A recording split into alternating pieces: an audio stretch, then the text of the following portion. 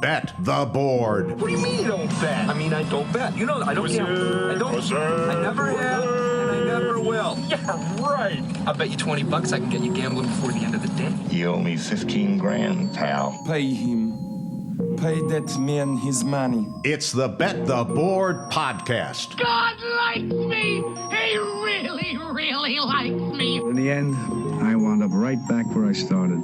I could still pick winners, and I could still make money for all kinds of people back home. And why mess up a good thing? Here's Payne Insider and Todd Fuhrman. Welcome into the Bet the Board podcast. NFL Week 6 and a slate that only a mother could love, but that's not going to stop us from plowing through it, trying to find some of the best betting angles to attack on this weekend's big board. I'm your host, Todd Fuhrman, joined, as always, by my esteemed colleague and co-host, the one, the only Payne Insider. Payne, how are you Thursday morning, my friend? The bane of our existence is the NFL podcast. Let's get this thing turned around. Week 6. The reality of it is we can still make the playoffs, unlike NFL teams who started potentially like we did. So that's the silver lining in all of it. We were as good as our last bet, and it'll start this week with a winner, no doubt, on Sunday. Hey, before we get into the games that we have to cover, wanted to get your take real quick on what we saw unfold Monday night. Jordan Love's performance against the Raiders. Felt like Vegas did everything possible to gift wrap an opportunity for Green Bay to come through the front door, and Green Bay just wasn't able to take it. Yeah, you said it perfectly. It's Jordan Love. Now, he wasn't helped on that final drive. There were some drops from Musgrave and Dobbs. That needs to get better.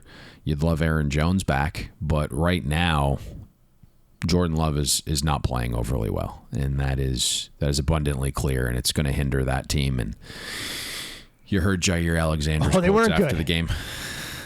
They were not good. So suddenly not feeling overly great about getting to 8 there. Monday was critical for us. I mean, as a guy who's got under 7.5 on the Raiders, you loved watching that close 6.2. Guy who's got over 7.5 on the Packers, watched that close a little bit higher. So that was a big one on Monday night. No doubt about it. Josh McDaniels did everything possible to try and give us an opportunity to be able to make it happen because, Payne, we all know when it's 4th and 1 and you have a chance to win a game with your offense on the field, it's always a better option to kick a 52-yard field goal. Yeah, he squandered some win rate there. I believe it was, the number that I saw off the top of my head was like a negative 7.7% decision. It's always good when you look at some of the forward-facing analytics platforms that are out there, and when a punt is a better decision in that particular situation than kicking a 52-yard field goal, it tells you all you need to know. But Josh McDaniels, kudos to you, dancing between the raindrops, doing everything possible to try and put your team in harm's way. But speaking of the Raiders, not a game we're going to cover in any detail on today's show against the Patriots, but we will start. No, okay. Oh. I guess I put my foot in my mouth. More on that later. Broncos and Chiefs, however, is a showdown in the AFC West. And, of course, Kansas City running it back on a short week. Speculation, will he or won't he be out there? That, of course, referring to Travis Kelce. You're looking at Kansas City more than a 10-point favorite in this spot. 10.5 painted across the board with a total of 47 that's come down from a peak opener of 52. The Chiefs have won 15 straight games versus the Denver Broncos. Payne tied for the 4th longest win streak in any matchup in NFL history. Patrick Mahomes, a robust 11-0 versus the Broncos, one of 4 quarterbacks with an 11-0 or better record versus a single team all time. Meanwhile, the Denver Broncos continue to invent ways to lose football games. They've now compiled 10 straight losses where they've led at halftime. It's the longest streak in NFL history. Last week, up 13-8 at the break, and they got outcoached by the offensive guru that is Nathaniel Hackett getting the best of Sean Payton. When you look at a couple of interesting trends to follow in this game, the Broncos, Giants, and Panthers are the only teams without a cover so far this season. There's a reason. They all find themselves as double-digit dogs. When we look, however, at Denver, they fared well against Kansas City. And 3-0 ATS in a very small sample size in the past 3 games, but they've been an underdog of 9+ points in all of those, lost by a combined total of 13 points. And Russell Wilson, actually 7-0 ATS as a dog of 7+ points in his NFL career. The Chiefs have struggled in divisional games to get to the window and in home primetime games. Look, the world is your oyster on this particular game. when we try and identify a path to success or failure for one of these teams, where do you find the best avenue? Is it Denver's offense against the underrated Kansas City defense, or is it the Kansas City offense trying to find its way against a Denver defense that couldn't stop a glorified flag football team right now? It's a Thursday night primetime game, and we know you guys are going to be watching, so we decided to cover it. I mean, it's a 10.5-point spread. We all know Patrick Mahomes is elite, and the Broncos defense is playing to a level that's on pace to break the record for worst efficiency since we've started tracking this back in 2007. So I think the best way to attack this game is from the perspective of what can Denver do to keep this competitive? And I know we talked a little bit off air, but it's very much this thread the needle approach and game plan, which is highly difficult to execute. But Denver has to play keep away, shorten this game, limit the amount of possessions, hike up the variance. Denver already gets a little bit of an assist from the weather gods, right, with 19-mile-per-hour winds and gusts up to 38, along with a less than 100% Travis Kelce. But this just, for me, comes down to the Broncos offense being able to keep the clock ticking. The Broncos already kind of employ the second slowest neutral game state. Get the ground game fired up. Jaleel McLaughlin is right now just a ball of efficiency. If you look, he's graded out the second best running back among qualifiers, second in elusive rate, second in explosive run percentage at 23%. The Chiefs defense obviously had Chris Jones out early in the season, but they're 24th in EPA per rush allowed. Javonte Williams also set to return for the Broncos. So, to me, it kind of starts up front. Denver's offensive line playing better than what they were in the preseason when guys were like injured and kind of coming back, and we were concerned about that unit. As a team right now, Denver is above league average in run block win rate. Denver's averaging 2.2 yards per rush before first contact. So I think that's very much the path. Late downs, if you look, that needs to be something that Russ continues to be really good at. Late downs, non-garbage time, Denver currently 8th in passing success rate. So keep the chains moving when the run game only gets you to a certain point on early downs. I think Denver has to figure out how to get Marvin Mims into the slot more tonight. That's probably the area to attack, whether it's Mims or Jerry Jeudy. And put this delicately, the information I have been gathering is the latter is becoming quite the cancer in the locker room. So whoever is in the slot, whether it be Mims or Jerry Jeudy, they have to show up tonight. 47% of the receptions Kansas City's allowed this season have come from the slot. But that's the game plan, right? Be efficient on the ground, slow the pace. Russ needs to continue being solid with late down execution. When Russ does pass, target the slot, and then hope Kelce isn't 100%. Hope the wind impacts the Chiefs' passing offense a smidge more than yours, because that's what the Chiefs are, right? Their pass rate is 8% over expectation, second highest in the league, and so that's kind of what you're hoping for tonight. And I know we talked a little bit about this in that the total has dropped substantially, 51.5 down to 47. Typically, you see the favorite dip in that situation because they're supposed to be doing the bulk of the scoring, especially when you're a double-digit favorite. But we really haven't seen that buy order come in yet on Denver. Did you hear some of the comments, right? Ownership kind of giving a vote of confidence to Sean Payton already. That was always good when that happens 5 weeks in after you basically mortgage your future to bring in a head coach because you were so disgusted with the performance you got on the sidelines from the man in charge a season ago. Yeah, that has not started overly well. The offense, though, is certainly improved. Russell Wilson is substantially better. Now, I kind of share a little bit of the frustration that Sean Payton had with Russ that specific game against the Jets, because there was a window out of the half from about the very first drive out of the half to the beginning of the fourth quarter where Russ is just not releasing the ball. Guys are open. He's just holding on to it for forever. He just didn't have that quick trigger for whatever reason.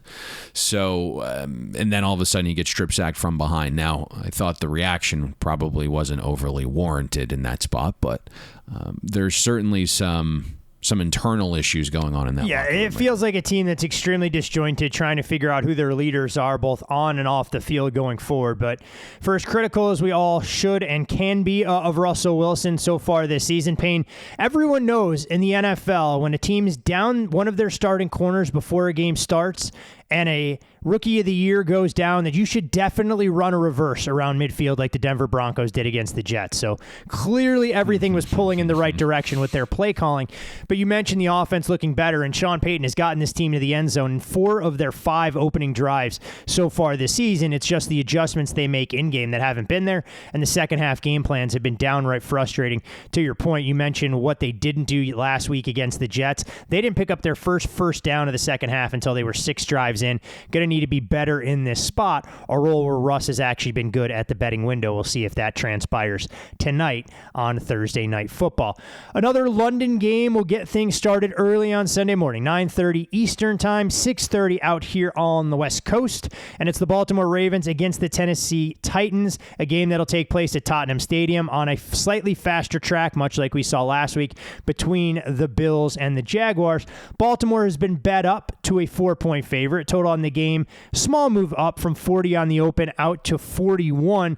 And Payne, when we look at this Ravens team, 10 losses when holding a lead entering the fourth quarter since 2021. It's the most in the NFL. 5 losses with double-digit leads since last season, tied for most in the NFL with Vegas.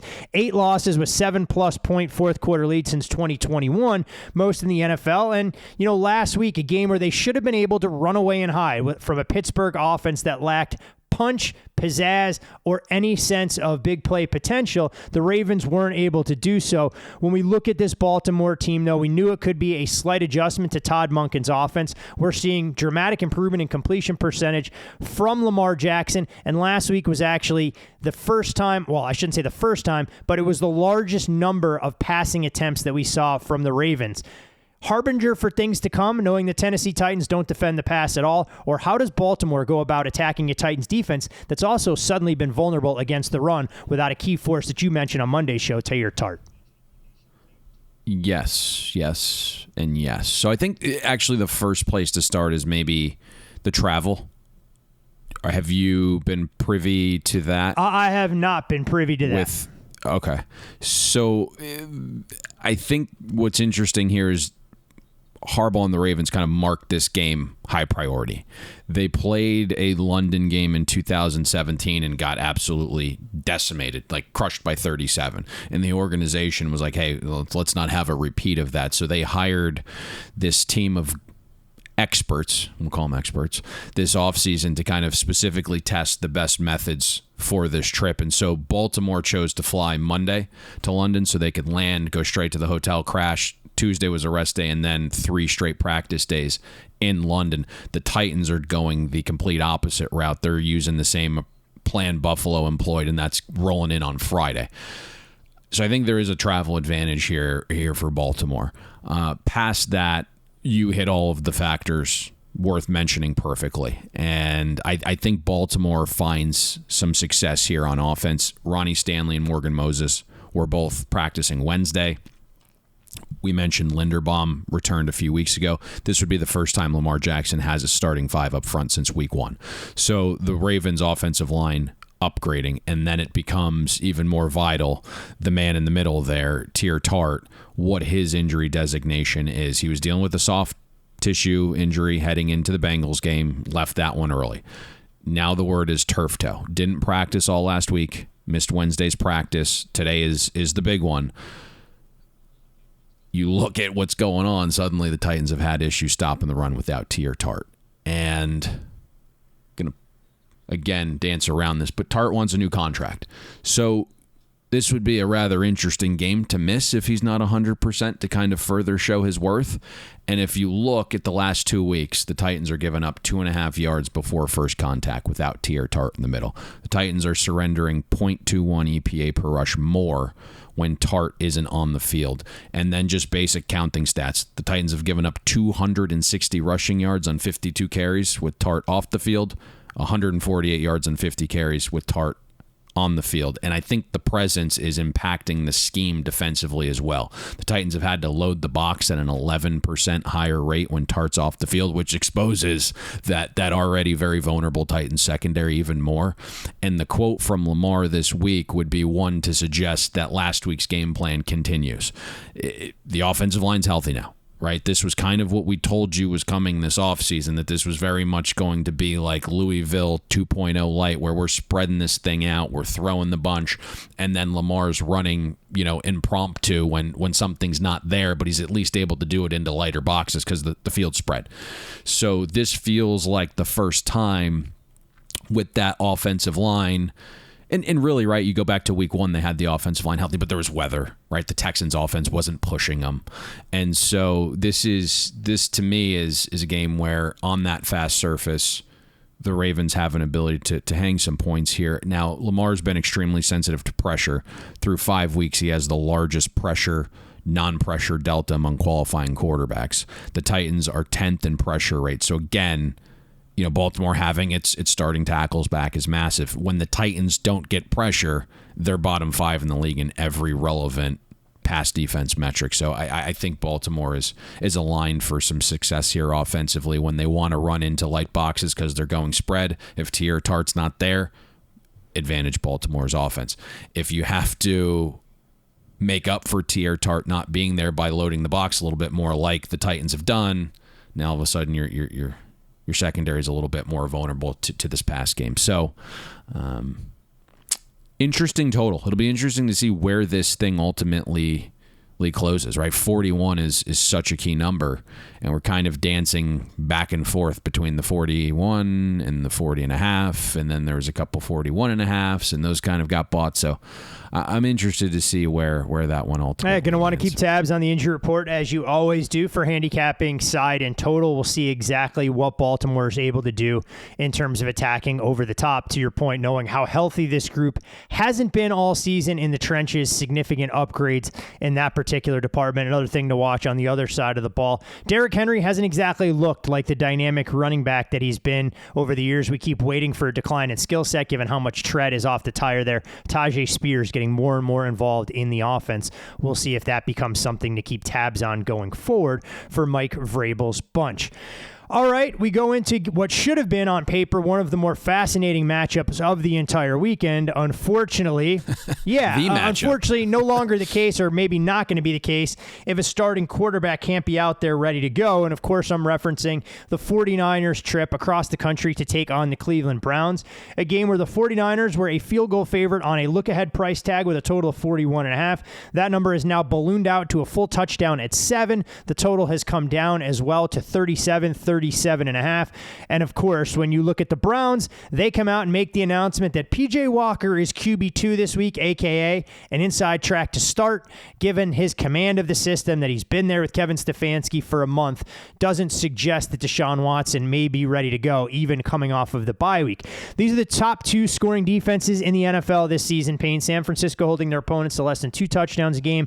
The Browns right around 15. San Francisco has basically played on their front foot all year long. They've led for 237 minutes of game time this season, the most of any team in the league.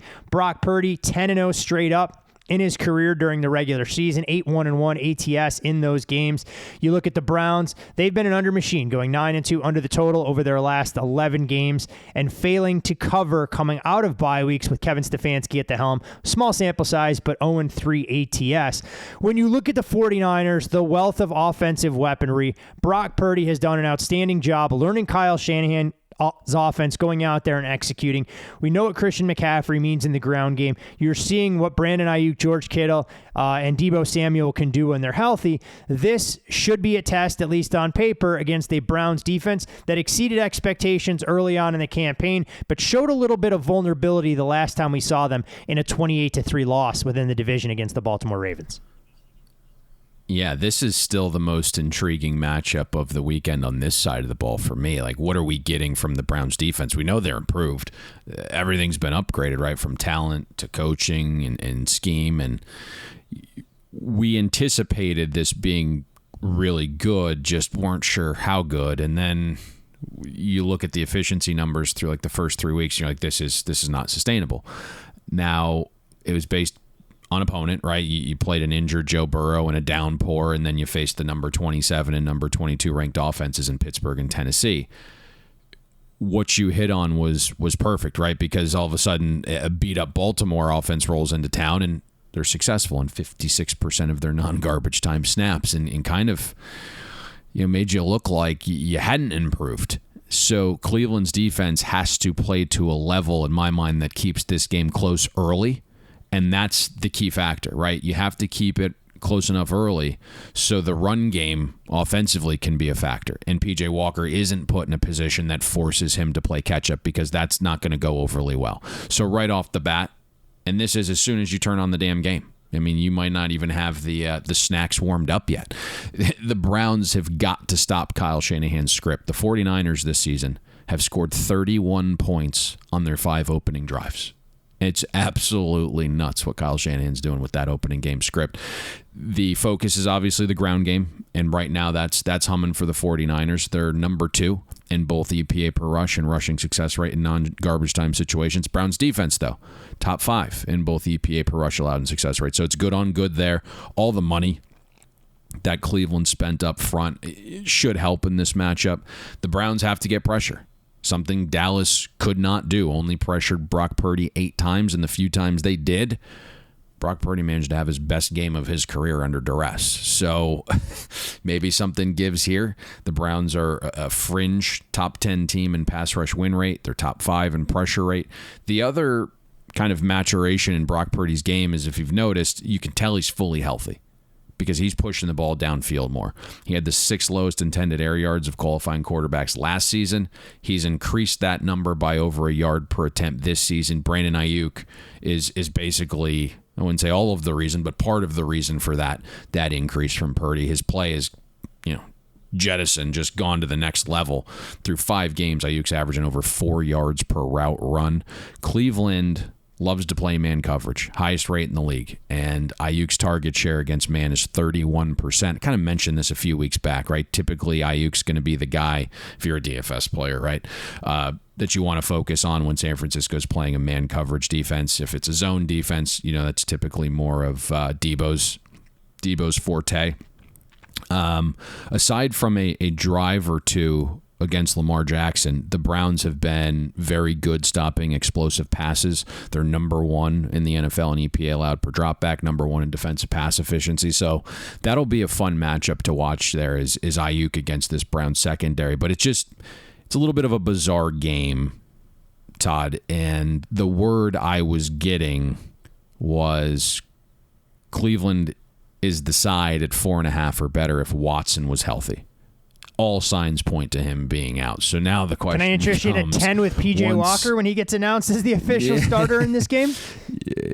I don't think it's going to get to 10, but once Watson is officially announced out on the betting screen, the question becomes, is there an appetite for Cleveland at 7.5 or better with a total of 37? And I'm not sure. Do you eventually hit the dead zone, right? The books, see that there's no bite at 7.5, there's no bite at 8, and suddenly we're forced to go to a manual move internally to protect against teasers, right? That'll be the questions. Do you get to 9 or 9.5, right?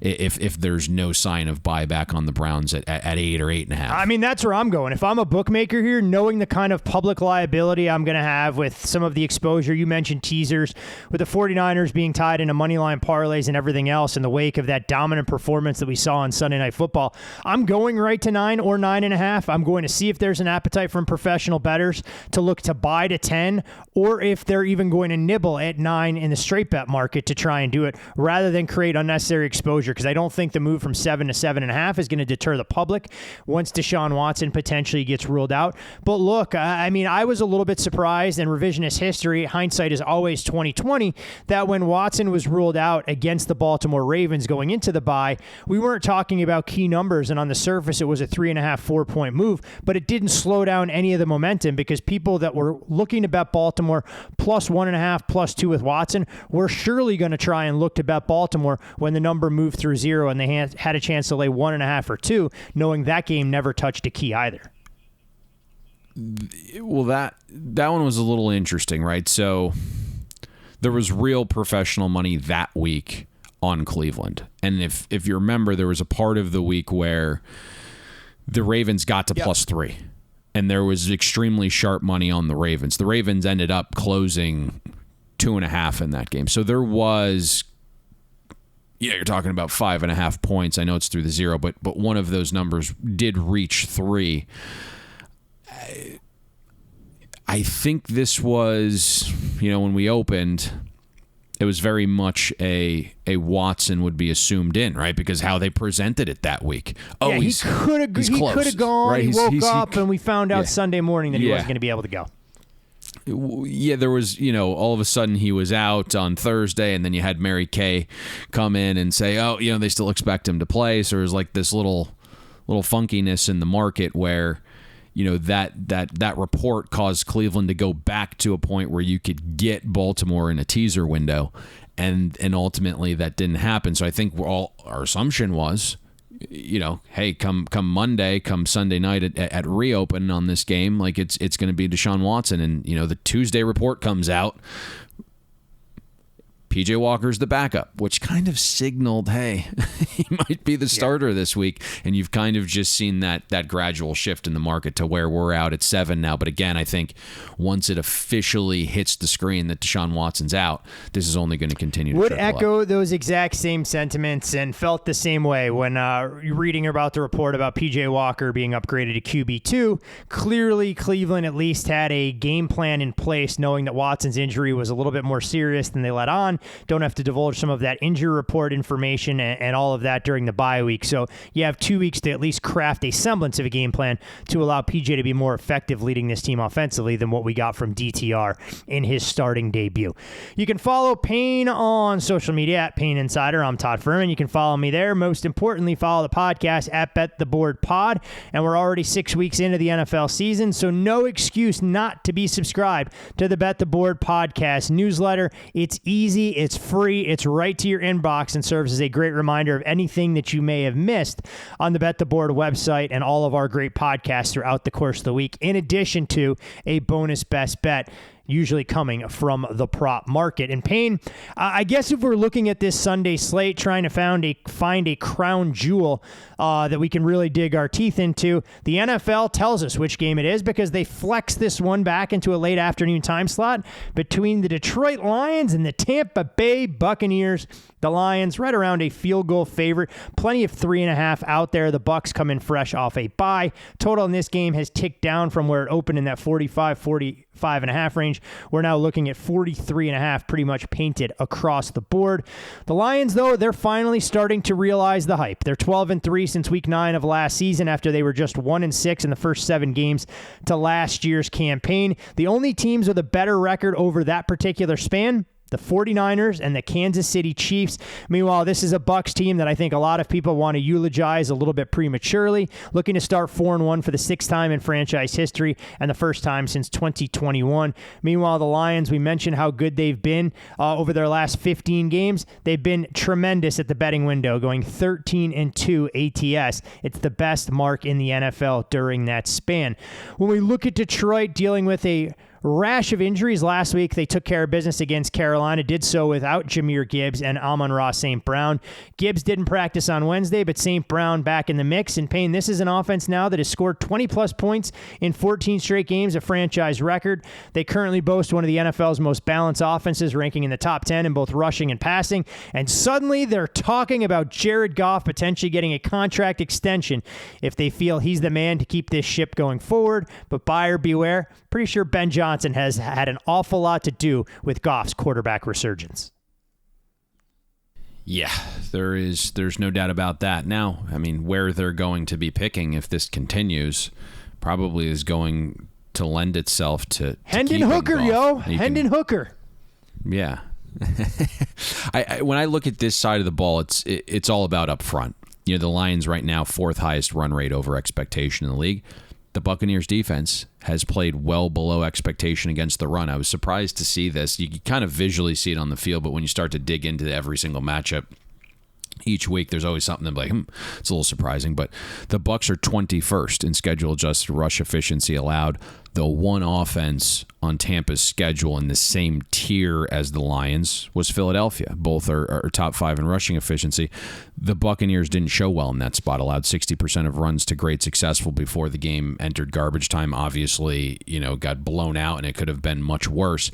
Now, Vita Vea hasn't been 100%. The bye week helps that. Logan Hall kind of continues to be a non-factor through a couple seasons. That seems to be a draft whiff. Greg Gaines is playing below replacement level, but I think we see Kalijah Cansey's snap share increase this week. Kind of got into the mix pre-bye, and now you get that bye, and I think Cansey will be a little bit of a factor here. The pass game matchup's really interesting. Tampa Bay is getting healthier. Fully expect the lead corner Jamel Dean back, but how the Bucs elect to defend is interesting. If you look at Todd Bowles, he plays too high shell at an above average league rate. Jared Goff is number 29 in EPA per drop back against that look, number 3 in EPA against all non-too high looks, and a lot of that is because it's kind of tough to play action a too high defense. Todd Bowles also loves to send blitz. Buccaneers are dialing up pressure at a top 5 rate in the league right now. Jared Goff, 20th in EPA per dropback when blitzed, 4th when not. Tampa Bay, through 4 data points, has also been very good defending tight ends. So, what does that mean for Sam Laporta? We'll see. That's kind of been I wouldn't say the go-to weapon, but certainly a nice security valve there, a security blanket rather, for Jared Goff. They obviously let Hawkinson walk and last year traded him away, and you kind of had that void there, and running backs were kind of picking up the slack there in the short pass game. But it'll be interesting to see if Laporta can get going in this matchup. The key to this game kind of circles back to the top. If Tampa is going to live in too high more this game because they know it impacts Jared Goff, the Lions have to be able to run it efficiently, right? A bunch of counter stuff, some smash concepts. You force the linebackers and safeties to be great tacklers, and right now that hasn't been the case for Tampa. If the Lions can run well enough, right, it probably forces Tampa to come out of the too high looks, and then you can fire up play action where Goff has been so efficient throwing, and I know you have some of that data, Todd. But if Tampa's stopping the run, then Goff's job becomes more difficult, and he has to be efficient hitting some of the deep middle of the field. And it's a good thing that Amaron is trending towards playing this week, because some of the concepts that you need to use to kind of beat too high shell, scissor concepts, things of that, like Amaron St. Brown can be really effective in that. I know you have the Goff data. Do you want to... No, I mean, it's...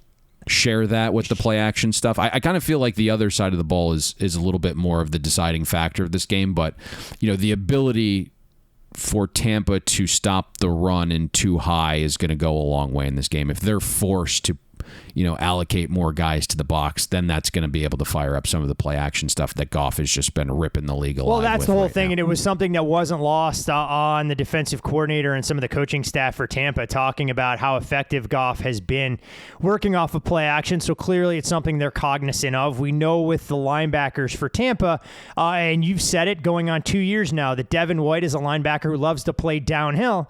Sometimes against play action, that may not be the best recipe for success, although White's credited some of his development working alongside Levante David to opening his eyes to things he needs to do to be a lifelong pro at the position. But yeah, I mean, Goff was the most effective quarterback operating on play action passes according to Next Gen Stats last season. He's thrown 17 touchdown passes off of play action concepts. So we'll see exactly what Tampa is able to do to try and slow things down. But when you look at this Lions team, and obviously them turning around the entire trajectory of the franchise, and obviously being extremely stout at the betting window as well, isn't just because of what they're doing offensively. They've also been able to step things up on the defensive side. And when you look at the market improvement year over year for the Lions, I mean, they're top 5 in defending the run. Aiden Hutchinson is turning into an absolute force off the edge. I mean, the only player along with Hutchinson that has more than 30 pressures so far this season is Max Crosby out here in Vegas. But this is a Lions secondary, though, that's going to continue to get tested. Emmanuel Mosley lost to a torn ACL for the season. We know they've dealt with injuries to C.J. Gardner-Johnson, but they've had depth at that spot. When you look at this Tampa offense, Payne, they haven't been able to run it at all. Rachaad White's metrics are horrific. They're bottom of the barrel, but Baker Mayfield has done a good job commanding the offense. But you dig deeper into some of those numbers, and there are a couple of things that suggest their performance not exactly sustainable given how efficient Baker has been on third downs. Yeah, that was the perfect lead-in because I'm not really sure what Tampa's doing offensively. It has that sustainability. It's a small sample size sport, so it could last a few more data points. And you do have Dave Canales, who's a first-time OC, so there's a possibility of change during the bye, but his comments highly suggest otherwise. And the amount of early down runs have been incessant to the point where Todd Bowles is even like, what's going on here? And when Byron Leftwich thinks you run too minds. much on first down, Dave Canales, we've got a problem here. Yeah, and you look at the output, it's been horrific. The Buccaneers' early down runs, 28th in EPA and success rate. And the only thing that's bailing out the Buccaneers offense right now, and can't believe this is going to come out of my mouth, it's Baker Mayfield. Baker Mayfield has literally been Houdini on late downs. 4th in EPA per dropback on late downs, 4th in dropback success rate on late downs. Based on Baker Mayfield's career, you would bet against that continuing. If you look at prior to this season, there were 62 quarterbacks that had at least 100 dropbacks since 2018, which was Baker Mayfield's rookie season. Mayfield's 48th out of 62 quarterbacks in late down EPA and 43rd in success rate. The other part of Baker's game that feels very difficult to sustain, he's been a godsend under pressure. He leads the league in adjusted accuracy at 82% when pressured, third best passing grade with the heat on. So you're kind of looking at a Buccaneers offense that basically throws away early downs and then is relying on Baker Mayfield to bail him out on late downs and when he's pressured. It just kind of feels like a recipe for disaster. The Lions defensively only allowed 29% of early down runs to grade successful, and they're 6th in pressure rate. So if you're stopping the run on early downs, then all of a sudden, you mentioned it, Aiden Hutchin gets to eat on third and third down and long, right? Known passing situations. I think the injuries are really important on this side of the matchup to kind of focus in on. Mike Evans is even more vital with that reliance of Baker Mayfield's late down magic. Also have to keep an eye on Brian Branch's availability for the Lions secondary. You mentioned Gardner Johnson out with the torn pec. Emmanuel Mosley tore his ACL again last week. And so that kind of leaves the Lions susceptible in the slot if Branch is out. What's interesting here to me is the price. It's always about the price, Payne. The Lions have been ATS darlings recently. Covered 13 of their last 15, so odds makers had to make a correction. But you look, the Lions right now are laying 3.5 flat some places. You could have laid 4 with the Eagles in Tampa for Monday night at the floor of the market. And that was like 15, 16 days ago. Philly's a 2.7 favorite on a neutral over the Lions right now. And the Buccaneers weren't coming off a bye against Philly. And so that's what makes this racket so difficult and why I suggest never actually getting into it full time. Because I want a short Tampa stock. I've been dying to. There's a course correction coming for Baker on late downs and under pressure. I'm just kind of being price gouged to do it this week. Odds makers do everything they can to force your hand. There's no such thing as a free lunch in this racket, unfortunately. We needed to do this 5 to 7, 15, 20 years ago. You'd have been able to take 6 with the Bucs and probably would have been just fine, walking to the window with a little bit of opportunity and wiggle room. But no doubt the Lions stock, you're buying it at an absolute high, at least theoretically. It'd be interesting to see if they're able to sustain this. And odds makers force you to pay the little bit of a premium, or if this is a Tampa team that starts to regress a little bit, given some of the late down success that, as you mentioned, when a quarterback tells you who he's going to be with an extended sample size in his career, you can dance between the raindrops for so long, but ultimately water does indeed reach its level. Now, the inverse can happen, right? I mean, you can get out there right now and lay 3 minus 20 And if the Lions go on to win the Super Bowl and Tampa reverts back to that 6.5 win team they were projected to be in the offseason, you're stealing. So again, quite the conundrum here. I think the injury report matters, right? Mike Evans up is big. If he's down, this is going to go to 3.5 flat everywhere. Maybe even, like a 3.7-ish. And I would assume the total would probably continue to tick down if Evans is out, knowing that you lose a vertical passing threat in this particular game plan as well.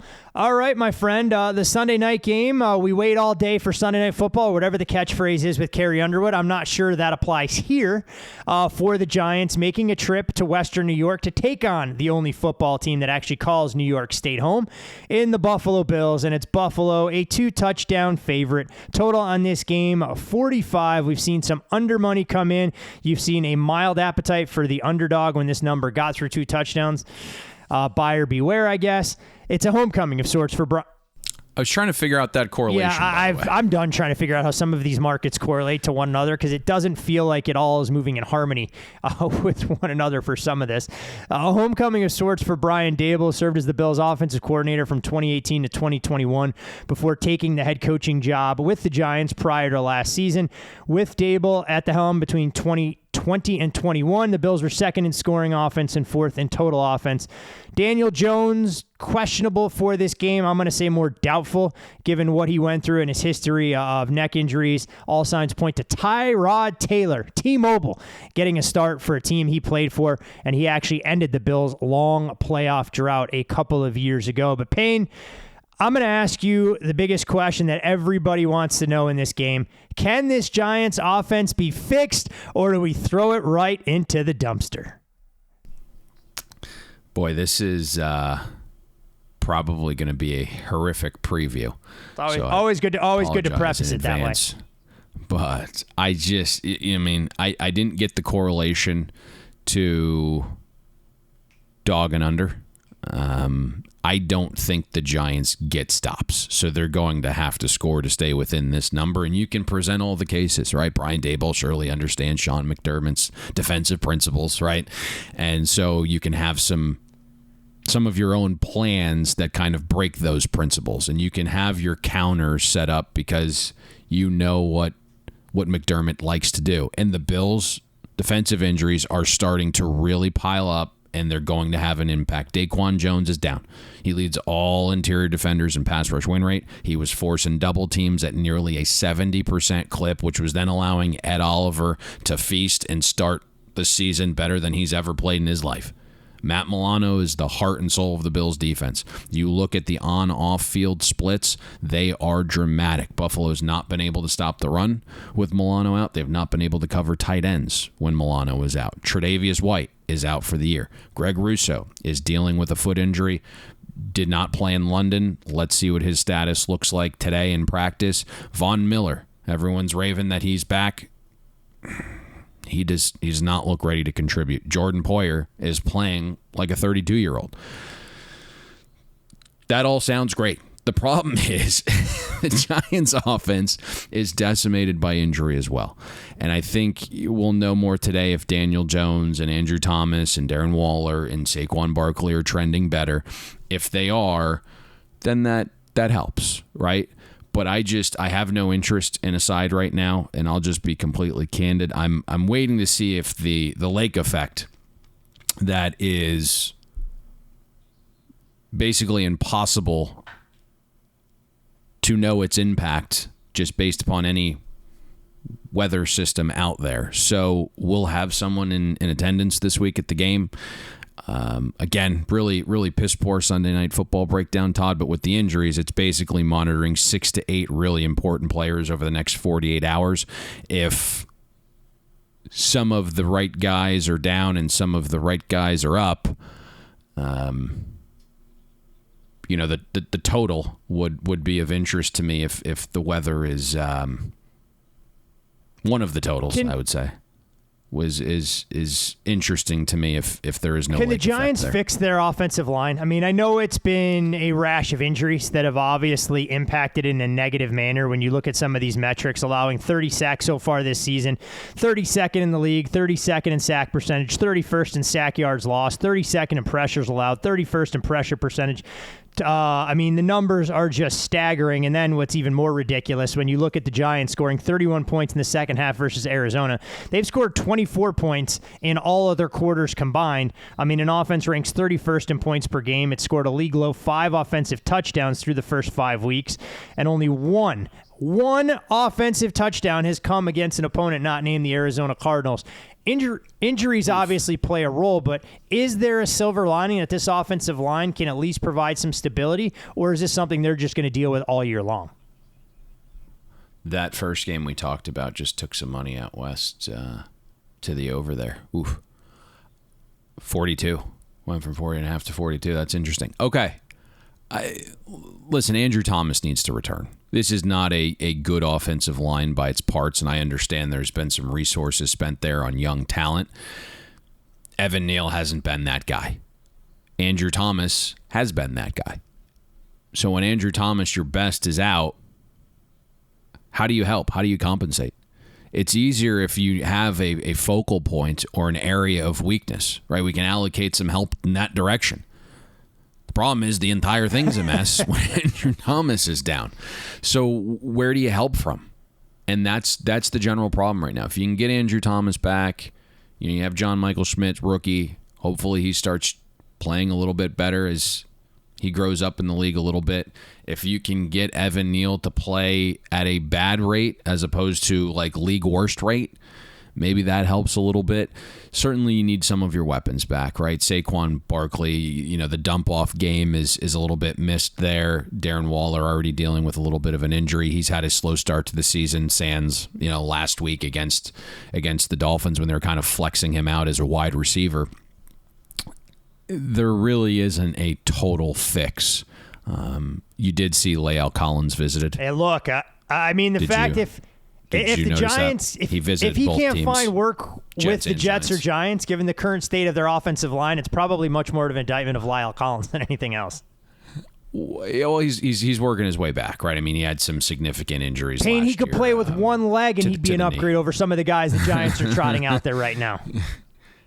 That's accurate. So I mean, let's see what unfolds of that situation if he's healthy enough to get signed. But yeah, I mean, we talk all the time that X's and O's really matter, and certainly there are some issues with Daboll and Kafka this season relative to what they were churning out last year. But that's not only just a league worst offensive line, that might be one of the worst with Andrew Thomas down. That is one of the league's worst offensive lines. You say it all the time, and I believe the term is replacement grade. Guess what? When your starting offensive line are average or below replacement grade, the backups ain't going to be a whole hell of a lot better. And cluster injuries have obviously reared their ugly head in terms of the Giants' ability to block for their $160 million quarterback in Daniel Jones. You can follow Payne on X at Payne Insider. I'm Todd Fuhrman. You can follow me there. Most importantly, follow the podcast. And that total you mentioned, Payne, 42 didn't last. We're back down to 41.5. Takes us to the most actionable element, theoretically, on our fine program. Obviously, tons of great information and angles that we share with you throughout the course of the show that hopefully lead you to the promised land. But best bet territory, Payne, what have we identified this weekend on the NFL Week 6 slate? Don't say that so jokingly. We talked off air at the very beginning. We just, you called me this morning and said, what are we doing? And we were both in lockstep there. It's going to be ugly. We're going to go with 269. New England Patriots plus the 3 points. For me, feels like you're buying New England at the absolute floor here.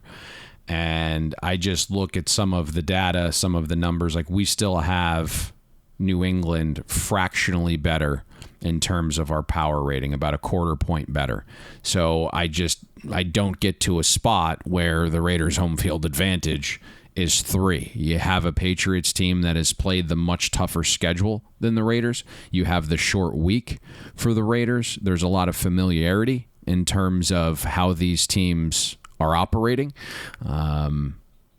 I think there's an ability here for the Patriots to get their ground game going. I don't see that to be the case for the Raiders. So for me, like, the matchup says Patriots, the price says Patriots.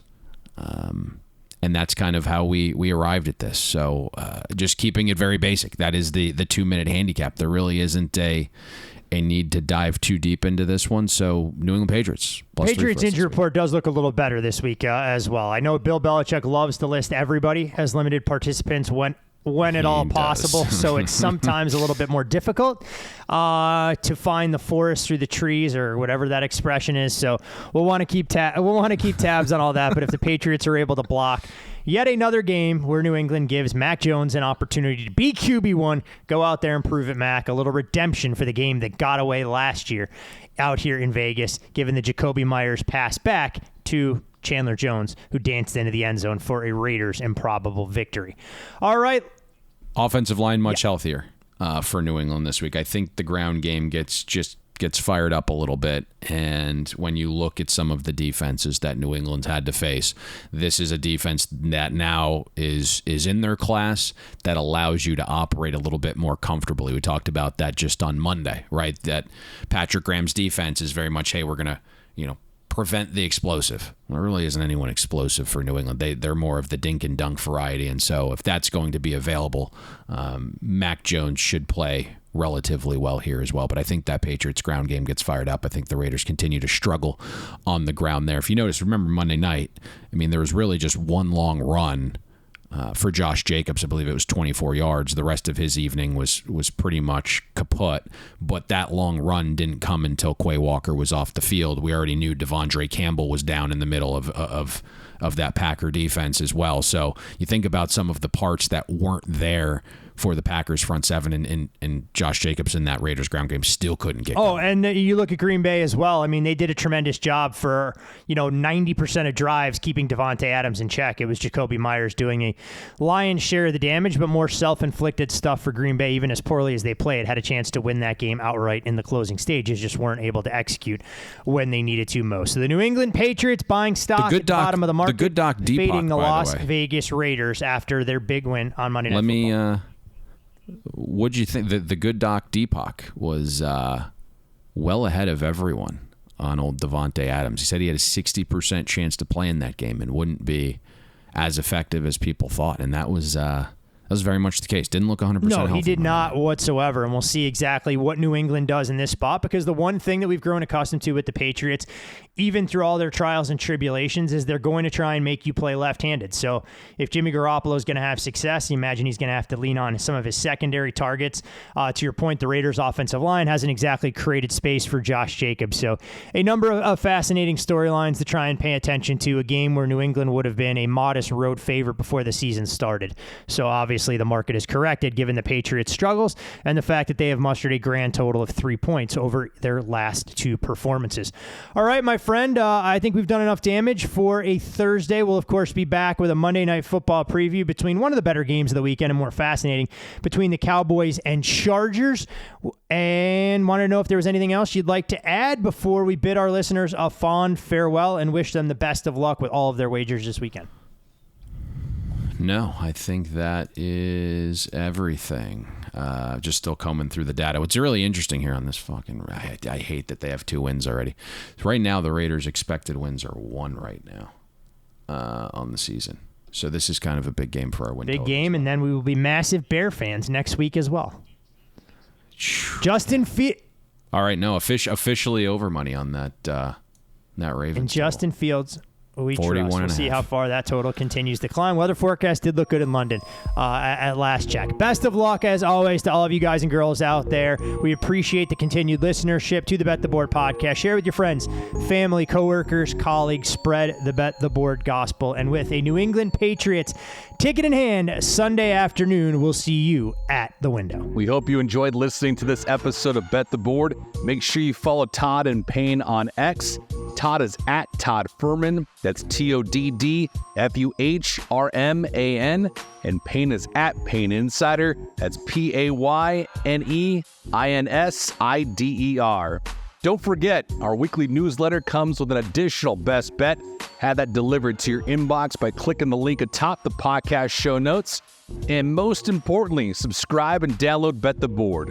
We're on Apple, Spotify, Amazon Wondery, YouTube, Google Podcasts, and all your other major platforms.